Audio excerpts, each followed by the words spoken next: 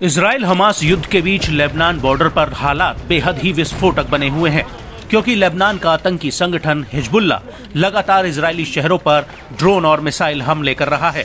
लेकिन इजरायली सेना भी हिजबुल्लाह के हमलों का माकूल जवाब दे रही है।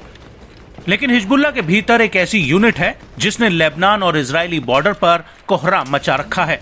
ये फोर्स इतनी ताकतवर है कि जब 7 अक्टूबर 2023 को हमास ने इजराइल पर हमला किया था, तो उसके बाद से ही ये फोर्स लगातार इजरायली शहरों पर हमले कर रही है। लेकिन बड़ी बात यह है कि खुद इजराइल के भीतर हिजबुल्लाह की इस फोर्स को बेहद ही खूंखार और खतरनाक माना जाता है।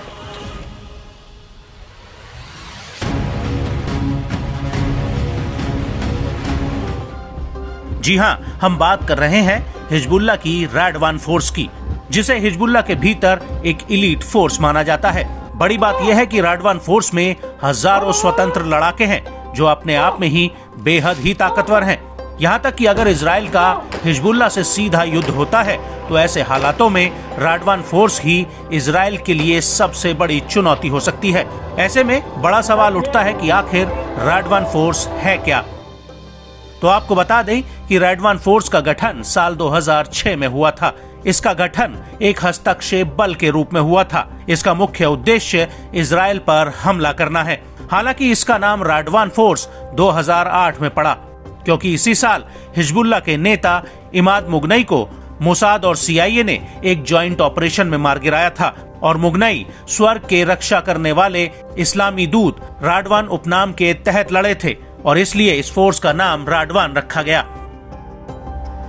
वहीं दूसरी तरफ इजरायली सेना का मानना है कि भविष्य में अगर हिजबुल्लाह इजराइल पर हमला करता है तो रैडवान फोर्स उसका नेतृत्व करेगी और ये फोर्स इजराइल और लेबनान के बीच ब्लू लाइन के करीब एक्टिव रहती है। इजरायली सेना के मुताबिक रैडवान फोर्स इजराइल पर पैनी नजर रखते हुए उसकी हर हलचल की जानकारी जुटाती है। अब सवाल उठता है कि आखिर रैडवान फोर्स को इतना खूंखार क्यों माना जाता है।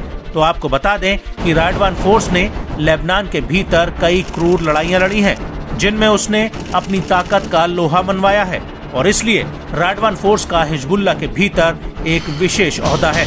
यहाँ तक कि हिजबुल्लाह ने रैडवान फोर्स को सीरिया, इराक और यमन में तैनात किया है और सीरिया में रैडवान फोर्स राष्ट्रपति बशर अल असद के विद्रोह की धुरी गुट का हिस्सा है। इस गुट में हमास, हूती और इराक का शिट्टे आतंकी संगठन भी शामिल है। हिजबुल्लाह के एक अधिकारी के मुताबिक रैडवान फोर्स के कई लड़ाके सीरिया में लड़े हैं और इसके लड़ाकों ने राजस्थान, पहाड़ और बर्फ जैसे माहौल में युद्ध लड़ा है और यही वजह है कि रैडवान फोर्स के लड़ाकों की ट्रेनिंग बेहद ही एडवांस और बेहतर होती है।